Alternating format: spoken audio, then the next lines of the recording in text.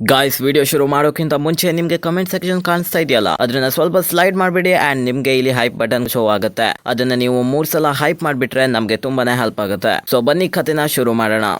ಇಲ್ಲಿ ನಾವು ಕಾಡಲ್ಲಿ ಕಳೆದೋಗಿರೋ ಒಂದು ಮಹಿಳೆಯನ್ನ ನೋಡ್ತೀವಿ. ಮತ್ತೆ ಇಲ್ಲಿ ತುಂಬಾನೇ ಚಳಿ ಇರುತ್ತೆ. ಆದ್ರೂ ಕೂಡ ಅವಳು ತನ್ನ ಬಟ್ಟೆಗಳನ್ನೆಲ್ಲ ಬಿಚ್ತಾಳೆ. ಮತ್ತೆ ಅವಳು ಪ್ರಿಪೇರ್ ಆಗ್ತಾ ಇದ್ದಾಳೆ ಈ ಸಮುದ್ರವನ್ನ ದಾಟೋಕೋಸ್ಕರ. ಆದ್ರೆ ಯಾಕೆ ಈ ಸಮುದ್ರ ಅಷ್ಟು ಕೋಲ್ಡ್ ಇದ್ರೂ ಕೂಡ ಅವಳು ಸಮುದ್ರಕ್ಕೆ ಜಂಪ್ ಆಗ್ಬಿಡ್ತಾಳೆ. ಅದ್ರ ಕೆಳಗಡೆ ನೆಲನೇ ಇರ್ಲಿಲ್ಲ. ಮತ್ತೆ ಅವಳು ಮುಳುಗೋಕೆ ಶುರು ಆಗ್ಬಿಡ್ತಾಳೆ. ಆ ನೀರು ತುಂಬಾನೇ ಕೋಲ್ಡ್ ಇದೆ, ಒಂಚೂರು ಸಹಿಸೋಕಂತೂ ಆಗಲ್ಲ. ಮತ್ತೆ ಆ ಮಹಿಳೆ ಹೆದ್ರೋಗ್ಬಿಟ್ಲು. ಹೀಗಾಗಿ ಅವಳು ನೆಲದ ಮೇಲೆ ಮತ್ತೆ ವಾಪಸ್ ಬಂದ್ಬಿಟ್ಲು. ಅಂಡ್ ಚಳಿಯಿಂದ ಅವಳು ನಡುಗ್ತಾ ಇದ್ದಾಳೆ. ಅದಕ್ಕೆ ಹೇಳೋದು ಗುರು, ಸುಮ್ನೆ ಸ್ಟಂಟ್ ಆಗೋಕ್ ಹೋಗ್ಬಾರ್ದು ಅಂತ. ಮತ್ತೆ ಅಫ್ಕೋರ್ಸ್ ಅವಳಿಗೆ ಗೊತ್ತಾಯ್ತು ಏನಪ್ಪಾ ಅಂದ್ರೆ ಈ ರೀತಿ ಬಟ್ಟೆ ಎಲ್ಲ ಬಿಚ್ಕೊಂಡು ಸಮುದ್ರನ ದಾಟೋಕಂತೂ ಖಂಡಿತ ಆಗಲ್ಲ. ಹೀಗಾಗಿ ಅವಳು ಮರದ ತುಂಡುಗಳನ್ನ ಕಲೆಕ್ಟ್ ಮಾಡ್ತಾಳೆ. ಇದು ಕಾಡಲ್ವಾ, ಹೀಗಾಗಿ ಕಟ್ಟಿಗೆ ತುಂಡುಗಳಂತೂ ಅಲ್ಲಿ ಇಲ್ಲಿ ಬಿದ್ದಿರುತ್ತೆ. ಆ ಕಟ್ಟಿಗೆ ತುಂಡುಗಳನ್ನ ಅವಳು ಕೆಳಗೆ ಹಾಕ್ತಾಳೆ. ಮತ್ತೆ ಅದರಿಂದ ಈಜೋಕೆ ಶುರು ಮಾಡ್ತಾಳೆ. ಮತ್ತೆ ಒಂದು ಕಟ್ಟಿಗೆ ಮೇಲೆ ಇರುತ್ತೆ, ಅದ್ರ ಸಹಾಯದಿಂದ ಅವಳು ಮೇಲೇನೆ ಇರ್ತಾಳೆ ಅಂಡ್ ಹಾಗೆ ಈಜೋಕೆ ಶುರು ಮಾಡ್ತಾಳೆ. ಮತ್ತೆ ಮುಂದೆ ಹೋಗ್ತಾ ಹೋಗ್ತಾ ಫೈನಲಿ ಸಮುದ್ರವನ್ನ ದಾಟ್ತಾಳೆ. ಅಂಡ್ ಇಲ್ಲಿಗೆ ಈ ಮೂವಿ ಮುಗಿಯುತ್ತೆ. ಓಕೆ ಗಾಯ್ಸ್, ಜೋಕ್ ಮಾಡ್ತಾ ಇದ್ದೀನಿ. ಅವಳು ದಂಡೆವರೆಗೂ ಹೋಗಿ ಮುಟ್ಟಿಲ್ಲ, ಬದಲಾಗಿ ಅವಳು ಈ ಸಮುದ್ರದ ಮಧ್ಯದಲ್ಲೇ ಇದ್ದಾಳೆ, ನಡುವಲ್ಲೇ. ಯಾಕಂದ್ರೆ ಅವಳ ಗುರಿ ಏನಂದ್ರೆ ಈ ಸಮುದ್ರದಲ್ಲೇ ಪ್ಲೇನ್ ಕ್ರಾಶ್ ಆಗಿ ಕೆಳಗೆ ಬಿದ್ದಿತ್ತು. ಮತ್ತೆ ಅವಳು ಒಂದೇ ಬದುಕೊಂಡಿರೋದು. ಸೊ ಈ ಪ್ಲೇನ್ ಕ್ರಾಶ್ ಆಗಿ ಕೆಳಗೆ ಬಿದ್ದಿದೆ ಅಂದ್ರೆ ಅಲ್ಲಿ ಫೋನ್ ಅಥವಾ ಏನಾದ್ರೂ ಒಂದು ಯೂಸ್ಫುಲ್ ಸಾಮಾನಂತೂ ಸಿಗ್ಲೇಬೇಕು. ಸೊ ಅವಳು ತನ್ನನ್ನ ಕಾಪಾಡ್ಕೊಂಡು ಇಲ್ಲಿಂದ ಎಸ್ಕೇಪ್ ಆಗಬಹುದು ಅಂತ ಅವಳು ಕೆಳಗಡೆ ತುಂಬಾನೇ ಆಳಕ್ಕೆ ಹೋಗ್ತಾಳೆ. ಎಷ್ಟು ಚಳಿ ಇದೆ ಅಂದ್ರೆ ಅವಳಿಗೆ ತಡ್ಕೊಳಕ್ಕೆ ಆಗ್ತಾ ಇಲ್ಲ. ಆದ್ರೂ ಕೂಡ ಬದುಕಿ ಬರ್ಬೇಕಲ್ಲ. ಸೊ ಅವಳು ಆ ಪ್ಲೇನ್ ಅನ್ನ ಹುಡುಕ್ತಾ ಇದ್ದಾಳೆ. ಪ್ಲೇನ್ ಒಳಗೆ ಏನೇನಿದೆ ಅಂತ. ಅಲ್ಲಿ ಎಲ್ಲ ಒಡೆದೋಕೊಂಡಿದೆ, ನಾಶ ಆಗೋಗಿದೆ ಈ ಪ್ಲೇನ್ ಬೇರೆ. ಅವಳು ಸ್ಯಾಟಲೈಟ್ ಫೋನ್ ಅನ್ನ ಹುಡುಕ್ತಾ ಇದ್ಲು. ಸೊ ಅವಳು ಯಾರಿಗಾದ್ರೂ ಕಾಂಟ್ಯಾಕ್ಟ್ ಮಾಡಿ ತನ್ನನ್ನ ರೆಸ್ಕ್ಯೂ ಮಾಡ್ಕೋಬಹುದು ಅಂತ. ಆದ್ರೆ ಅವಳಿಗೆ ಏನು ಸಿಗ್ಲೇ ಇಲ್ಲ. ಮತ್ತೆ ಅವಳಿಗೆ ತುಂಬಾನೇ ಪೇನ್ ಆಗೋಕೆ ಶುರುವಾಯ್ತು ಅಂಡ್ ಉಸಿರುಗಟ್ಟೋಕೆ ಶುರುವಾಯ್ತು. ಹೀಗಾಗಿ ಅವಳಿಗೆ 2 ಬ್ಯಾಗ್ ಗಳು ಸಿಕ್ಕಿತ್ತಲ್ಲ, ಅದನ್ನ ಮಾತ್ರ ಅವಳು ಎತ್ತಕೊಂಡು ಹೋಗ್ತಾಳೆ ಮೇಲ್ಗಡೆ. ಇರೋ ಬರೋ ಪವರ್ನೆಲ್ಲ ಯೂಸ್ ಮಾಡಿ ಅವಳು ಮೇಲೆ ಬಂದು ನೋಡ್ತಾಳೆ. ಸೂರ್ಯ ಅಂತೂ ಬಂದಿದ್ದಾನೆ, ಮತ್ತೆ ಬಿಸಿಲು ಕೂಡ ಇದೆ. ಆದ್ರೆ ಅವಳಿಗೆ ಇನ್ನೂ ಕೂಡ ಚಳಿ ಆಗ್ತಾ ಇದೆ. ಅಂಡ್ ನೀರಿನ ಒಳಗಡೆ ಇದ್ದಿದ್ಲಲ್ಲ, ಹೀಗಾಗಿ ಅವಳ ಬಾಡಿ ತುಂಬಾನೇ ಆಗ್ಬಿಟ್ಟಿದೆ. ಅವಳಿಗೆ ಏನು ಫೀಲ್ ಆಗ್ತಾ ಇಲ್ಲ. ಆದ್ರೂ ಕೂಡ ಅವಳು ಹೇಗಾದ್ರೂ ಮಾಡಿ ಆ ದಂಡೆವರೆಗೂ ತಲುಪಬೇಕಿದ್ದು. ಯಾಕಂದ್ರೆ ಅಲ್ಲಿ ಅವಳ ಕ್ಯಾಂಪ್ ಇತ್ತು. ಆದ್ರೆ ಅವಳು ಮುಂದೆ ನೋಡ್ತಾಳೆ, ಮತ್ತೆ ಅಲ್ಲಂತೂ ಈ ಕರಡಿ ಬಂದ್ಬಿಟ್ಟಿದೆ ಗುರು. ಈ ಕರಡಿ ಅಂತೂ ಅವಳ ಕ್ಯಾಂಪ್ ಅನ್ನ ಕಚ್ಚಿ ಹರಿದಾಕ್ಬಿಟ್ಟಿದೆ. ಈ ಮಹಿಳೆ ಏನು ತನ್ಗೋಸ್ಕರ ಅಂತ ಊಟನ ಹೇಗೋ ಕಾಪಾಡಿಟ್ಕೊಂಡಿದ್ಲಲ್ಲ, ಅದನ್ನು ಕೂಡ ಈ ಕರಡಿ ತಿಂದಾಕ್ಬಿಡುತ್ತೆ. ಅಂಡ್ ಹಾಗೆ ಸೈಡ್ ಅಲ್ಲಿ ಒಂದು ಹೆಣ ಕೂಡ ಇತ್ತು. ಆಕ್ಚುಲಿ ಇವನು ಕೂಡ ಒಂದು ಪಾರ್ಟ್ನರ್ ಆಗಿದ್ದ ಇವಳ್ದು. ಆದ್ರೆ ಇವನು ಸತ್ತೋಗ್ಬಿಟ್ಟಿದ್ದಾನೆ. ಮತ್ತೆ ಈ ಕರಡಿ ಅಂತೂ ಇವನನ್ನ ತಿನ್ನೋಕ್ ಬರ್ತಾ ಇದೆ ಅನ್ಸುತ್ತೆ. ಆದ್ರೆ ಇವಳು ಜೋರಾಗಿ ಕೈ ಹೊಡಿಯೋಕೆ ಶುರು ಮಾಡ್ತಾಳೆ ಅಲ್ಲೇ ಸಮುದ್ರದಲ್ಲೇ. ಮತ್ತೆ ಈ ಕರಡಿ ಕಣ್ಣು ಹೊಡೆಯುತ್ತೆ ಅಂಡ್ ಹಾಗೆ ಹೋಗ್ಬಿಡುತ್ತೆ. ಮೇ ಬಿ ಇದಕ್ಕೆ ಹಸು ಇಲ್ಲಾಗಿತ್ತೇನೋ. ಹೇಗೋ ಮಾಡಿ ಅವಳು ಈ ದಂಡೆವರೆಗೂ ಬಂದ್ಮುಟ್ಲು. ಮತ್ತೆ ಹಾಗೆ ಅಲ್ಲಿ ಹೆಣ ಬಿದ್ದಿತ್ತಲ್ಲ, ಅದನ್ನು ಕೂಡ ಅವಳು ಹೂತ್ ಹಾಕಿದ್ಲು. ಮತ್ತೆ ಪ್ರೇ ಮಾಡ್ಕೊಂಡ್ಲು ಇವನ ಆತ್ಮಕ್ಕೆ ಶಾಂತಿ ಸಿಗ್ಲಿ ಅಂತ. ಮತ್ತೆ ಅವಳು ಮುಳುಗಿರೋ ಪ್ಲೇನ್ ಇಂದ ಏನೋ ಬ್ಯಾಕ್ ಪ್ಯಾಕ್ ಗಳನ್ನ ತಂದಿದ್ಲಲ್ಲ 2, ಅವುಗಳನ್ನ ಚೆಕ್ ಮಾಡೋಕೆ ಶುರು ಮಾಡಿದ್ಲು ಏನೇನಿದೆ ಅಂತ ನೋಡೋಕೋಸ್ಕರ. ಮೊದಲನೇ ಬ್ಯಾಗ್ ಅಲ್ಲಿ ಒಂದು ಟ್ಯಾಬ್ ಇತ್ತು ಅಂಡ್ ಹಾಗೆ ಚಾರ್ಜರ್ ಇದೆ ಅಂಡ್ ಯಾವ್ದೋ ಹೊಲಿಯೋಗೋಸ್ಕರ ಸೂಜಿ ದಾರ ಇದೆ. ಮತ್ತೆ ಏನೇನೋ ಇದೆ ಗುರು, ಬೇಡದಾಗಿರೋದೆಲ್ಲ. ಮೇ ಬಿ ಹುಡುಗಿ ಬ್ಯಾಕ್ ಪ್ಯಾಕ್ ಅನ್ಸುತ್ತೆ. ಮತ್ತೆ ಇನ್ನೊಂದು ಲಗೇಜ್ ಅಂತೂ ಯಾವ್ದೋ ಬಿಸ್ನೆಸ್ ಮ್ಯಾನ್ ಇರ್ಬೇಕು ಗುರು. ಇಷ್ಟೆಲ್ಲ ದುಡ್ಡಿದೆ. ಆದ್ರೆ ಈ ಕಾಡಲ್ಲಿ ದುಡ್ಡು ಏನ್ ಯೂಸು ಗಾಯ್ಸ್? ಸರ್ವೈವಲ್ ಗೆ ಏನು ಯೂಸ್ ಆಗಲ್ಲ ಈ ದುಡ್ಡು, ಬರೀ ಪೇಪರ್ ಆಯ್ತು. ಅವಳಿಗೆ ಕುಡಿಯೋಕೆ ಅಥವಾ ತಿನ್ನೋಕೆ ಏನಾದ್ರು ಬೇಕಾಗಿದೆ. ಸೊ ಹೀಗಾಗಿ ಅಲ್ಲಿ ನೋಟುಗಳಿತ್ತಲ್ಲ, ಅದನ್ನ ಒಂದ್ ಕಡೆ ಇಡ್ತಾಳೆ.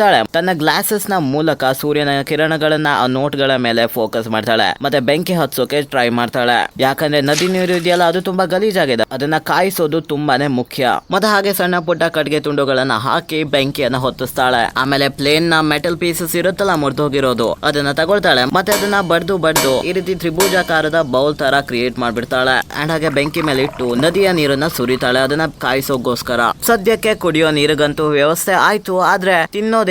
ಸೊ ಅವಳು ಇವಾಗ ಫಿಶಿಂಗ್ ಮಾಡ್ಬೇಕು. ಫಿಶಿಂಗ್ ಗೋಸ್ಕರ ಅವಳು ಒಂದು ಕೋಲನ್ನ ತಗೊಳ್ತಾಳೆ. ಮತ್ತೆ ಫಸ್ಟ್ ಬ್ಯಾಗ್ ಅಲ್ಲಿ ಏನು ಆ ನೂಲು ದಾರ ಇತ್ತಲ್ಲ, ಅದೆಲ್ಲ ರೆಡಿ ಮಾಡ್ತಾಳೆ ಒಂದು ಫಿಶಿಂಗ್ ರಾಡ್ ಆಗಿ. ಸೊ ಅವಳು ಫಿಶಿಂಗ್ ಮಾಡ್ತಾ ಇದ್ದಾಳೆ ಇವಾಗ.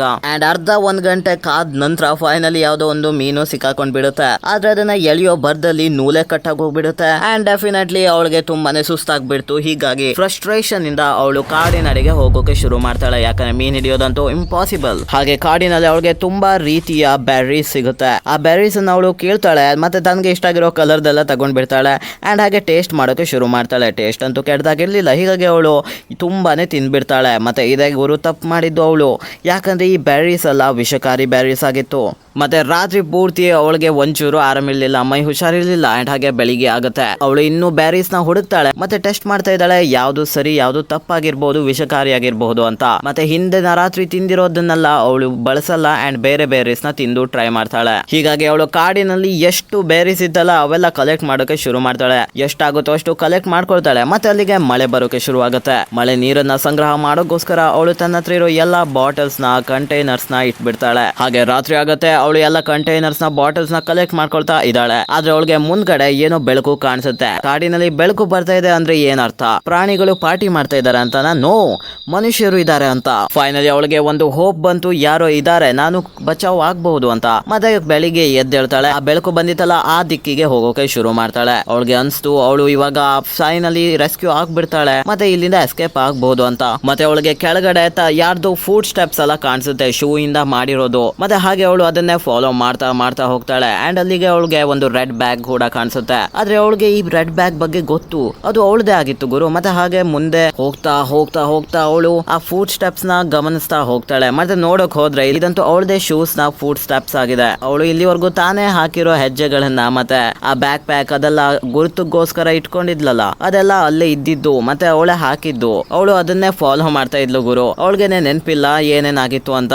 ಮತ್ತೆ ನಮ್ಗೆ ಗೊತ್ತಾಗುತ್ತೆ ಏನಪ್ಪಾ ಅಂದ್ರೆ ತುಂಬಾ ದಿನಗಳ ಹಿಂದೆ ಒಂದು ಜೆಟ್ ನಲ್ಲಿ ಇವರು ಹೋಗ್ತಾ ಇದ್ರು, ಟ್ರಾವೆಲ್ ಮಾಡ್ತಾ ಇದ್ರು. ಮತ್ತೆ ಬಾಯ್ ಫ್ರೆಂಡ್ ಜೊತೆ ಅವಳು ಕೆಳಗೆ ಬಿದ್ಬಿಟ್ಲು, ಕ್ರಾಶ್ ಆಗೋಯ್ತು ಈ ಪ್ಲೇನ್. ಸಮುದ್ರದಲ್ಲಿ ಅವಳು ಯಾವಾಗ ಎದ್ಲು ಅವಳಿಗೆ ಗೊತ್ತಾಯ್ತು ಅವಳ ಬಾಯ್ ಫ್ರೆಂಡ್ ಕೂಡ ಬದ್ಕೊಂಡಿರ್ಬಹುದು ಅಂತ. ಮತ್ತೆ ಹೇಗೋ ಅಲ್ಲಿಂದ ಪಾರಾಗಿ ಅವನನ್ನ ರೆಸ್ಕ್ಯೂ ಮಾಡಕ್ಕೆ ಹೋಗ್ತಾಳೆ. ಆದ್ರೆ ಅವಳ ಬಾಯ್ ಫ್ರೆಂಡ್ ಅಂತೂ ಪ್ಲೇನ್ ನ ಕಿಟಕಿಯಿಂದ ಆಚೆ ಹೋಗ್ಬಿಡ್ತಾನೆ ತನ್ನನ್ನ ಕಾಪಾಡ್ಕೊಂಡು. ಅಂಡ್ ಅವಳನ್ನ ಇಲ್ಲೇ ಬಿಟ್ಟು ಹೋಗ್ಬಿಡ್ತಾನೆ. ಯಾರು ಪ್ರಾಮಿಸ್ ಮಾಡಿದ್ನೋ ಅವಳನ್ನ ಪೂರ್ತಿ ಜೀವನ ಪ್ರೊಟೆಕ್ಟ್ ಮಾಡ್ತೀನಿ ಅಂತ ಅವನೇ ಓಡೋಗ್ಬಿಟ್ಟ ಗುರು. ಅವಳು ಈ ಪ್ಲೇನ್ ನ ಪೈಲಟ್ ನ ಪ್ರೊಟೆಕ್ಟ್ ಮಾಡಕ್ಕೆ ಟ್ರೈ ಮಾಡ್ತಾಳೆ. ಆದ್ರೂ ನೋಡಕ್ ಹೋದ್ರೆ ಅವನ ಕಾಲಿಗೆ ಈ ರಾಡ್ ಚುಚ್ ಬಿಟ್ಟಿದೆ. ಮತ್ತೆ ಅವನನ್ನ ಇವಾಗ ಬದುಕ್ಸೋಕೆ ಆಗಲ್ಲ. ಮತ್ತೆ ಯಾವಾಗ ಪ್ಲೇನ್ ಮುಳುಗ್ತಾ ಇತ್ತು ಅಂಡ್ ನೀರು ಮೇಲೆ ಬರ್ತಾ ಹೋಯ್ತು, ಆಗ ಪೈಲಟ್ ನನ್ನನ್ನ ಇಲ್ಲೇ ಬಿಟ್ಟು ಹೋಗ್ಬಿಡು, ನೀನು ನಿನ್ನ ಜೀವನನ ಉಳಿಸ್ಕೊ ಅಂತ ಹೇಳ್ತಾನೆ. ಅಂಡ್ ಹಾಗೆ ಅವಳು ಮೇಲ್ಗಡೆ ಬಂದ್ಬಿಡ್ತಾಳೆ. ಎಷ್ಟೇ ಭಯ ಇರ್ಲಿ ಅಥವಾ ನೋವಿರ್ಲಿ ಮೇಲೆ ಬರ್ತಾಳೆ. ಅಲ್ಲಿ ಅವಳ ಬಾಯ್ ಫ್ರೆಂಡ್ ಕೂಡ ಇದ್ದ. ಮತ್ತೆ ಅವನ್ಗೆ ಈಜೋಗ್ ಬರಲ್ಲ ಅಂತ ಅವಳಿಗೆ ಗೊತ್ತಿತ್ತು. ಅವನ ಮೇಲೆ ಬೇಜಾರಿದ್ರು ಕೂಡ ಅವನ ಪ್ರಾಣವನ್ನ ಅವಳು ಉಳಿಸ್ತಾಳೆ. ಅಂಡ್ ಅವನನ್ನ ದಂಡೆವರೆಗೂ ಕರ್ಕೊಂಡ್ ಬರ್ತಾಳೆ. ಆದ್ರೆ ಸ್ವಲ್ಪ ಹೊತ್ತಾದ ನಂತರ ಗೊತ್ತಾಗುತ್ತೆ ಇವನಂತೂ ಪ್ರಜ್ಞೆ ಅಲ್ಲೇ ಇಲ್ಲ, ಅವನ ಬಾಡಿ ಬೇರೆ ತುಂಬಾನೇ ಕೋಲ್ಡ್ ಆಗ್ಬಿಟ್ಟಿದೆ. ಮತ್ತೆ ಸ್ವಲ್ಪ ಅವನ ಬಾಡಿನ ಚೆಕ್ ಮಾಡ್ತಾಳೆ. ಮತ್ತೆ ಅವಳು ಕೂಡ ಪ್ಯಾನಿಕ್ ಹಾಕೊಂಡಿದ್ದಾಳೆ. ಇವಾಗ ಅಲ್ಲಿ ಮೆಟಲ್ ನ ಒಂದು ತುಂಡು ಅವನ ಕಾಲಿಗೆ ಚುಚ್ಕೊಂಡಿತ್ತು. ಹೀಗಾಗಿ ಅವಳು ಅವನ ಬೆಲ್ಟ್ ನ ತೆಗಿತಾಳೆ. ಮತ್ತೆ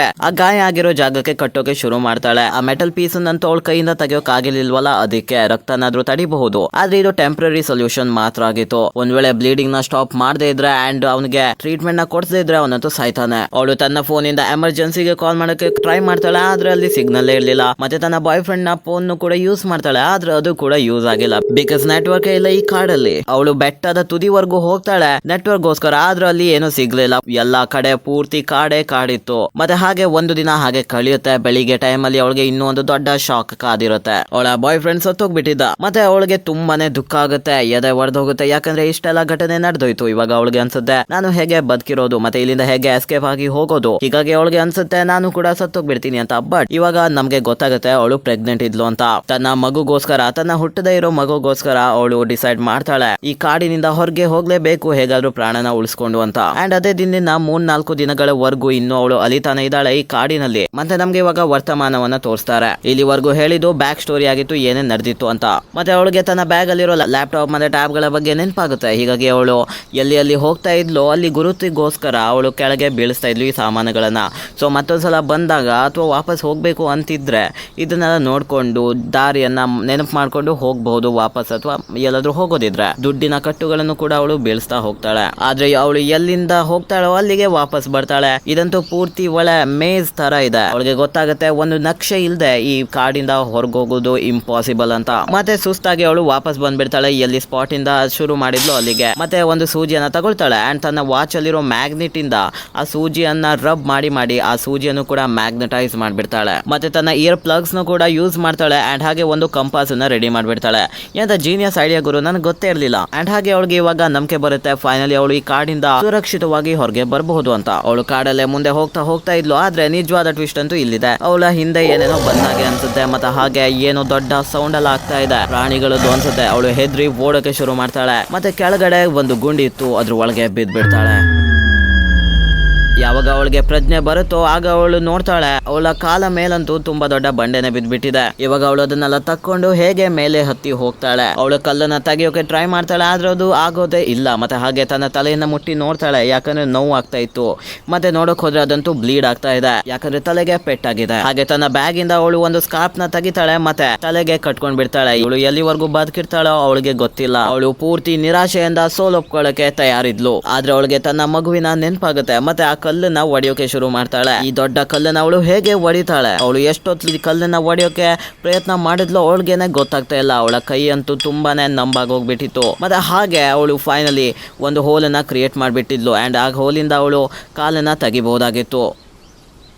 ಮತ್ತೆ ಅವಳಿಗೆ ತುಂಬಾನೇ ಖುಷಿ ಆಯ್ತು ಫೈನಲಿ ನಾನು ಬದುಕೊಂಡಿದ್ದೀನಿ ಅಂತ. ಆದ್ರೆ ಮತ್ತೊಂದು ಪ್ರಾಬ್ಲಮ್ ಬಂದ್ಬಿಡ್ತು.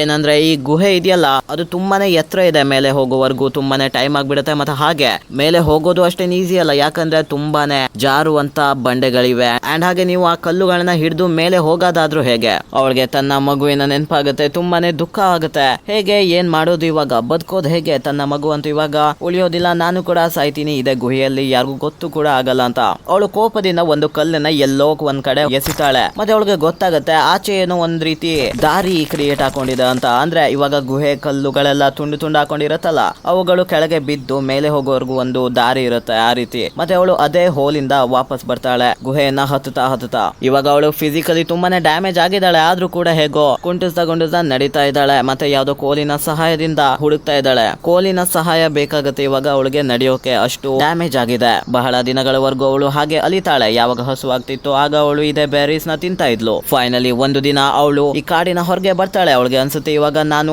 ಪಾರಾಗಿದ್ದೀನಿ ಅಂತ. ಆದ್ರೆ ಮುಂದೆ ಇನ್ನೊಂದು ದೊಡ್ಡ ನದಿ ಬೇರೆ ಇದೆ.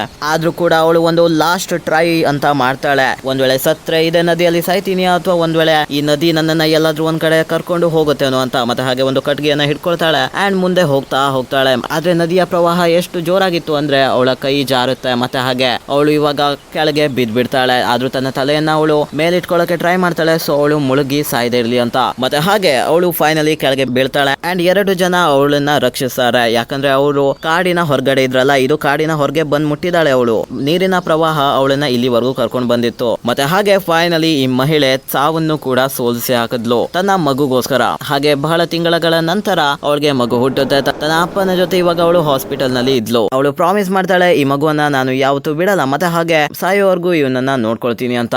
ಅಂಡ್ ಹಾಗೆ ಅಪ್ಪ ಕೂಡ ಖುಷಿಯಾಗಿದ್ದ, ಮಗಳು ಕೂಡ ಖುಷಿಯಾಗಿದ್ಲು, ಮತ್ತೆ ನಾನು ಕೂಡ ಖುಷಿಯಾಗಿದ್ದೀನಿ. ಬಿಕಾಸ್ ನೀವು ನನ್ನ ವಿಡಿಯೋನ ನೋಡಿ ಕಂಪ್ಲೀಟ್ ಮಾಡಿದಿರಾ. ಅಂಡ್ ಹಾಗೆ ಲೈಕ್ ಮಾಡ್ಕೊಂಡ್ಬಿಡಿ ಮತ್ತೆ ಸಬ್ಸ್ಕ್ರೈಬ್ ಕೂಡ ಮಾಡ್ಕೊಂಡ್ಬಿಡಿ ಇದೇ ತರ ಮೂವೀಸ್ಗೋಸ್ಕರ. ಮತ್ತೆ ನೀವು ಒಂದ್ ವೇಳೆ ಅಟ್ಯಾಕ್ ಆನ್ ಟೈಟನ್ ನೋಡದೇ ಇದ್ರೆ ನೋಡ್ಕೊಂಡ್ ಬರಬಹುದು. ಸ್ವಲ್ಪ ಡಿಫ್ರೆಂಟ್ ಆಗಿ ಮಾಡೋಕೆ ಟ್ರೈ ಮಾಡಿದೀನಿ, ನಿಮ್ಗೆ ತುಂಬಾ ಇಷ್ಟ ಆಗುತ್ತೆ ಅಂತ ಅನ್ಕೊಂಡಿದೀನಿ. ಮತ್ತೆ ಇನ್ನೊಂದು ವಿಡಿಯೋದಲ್ಲಿ ಸಿಗ್ತೀನಿ. Bye bye guys.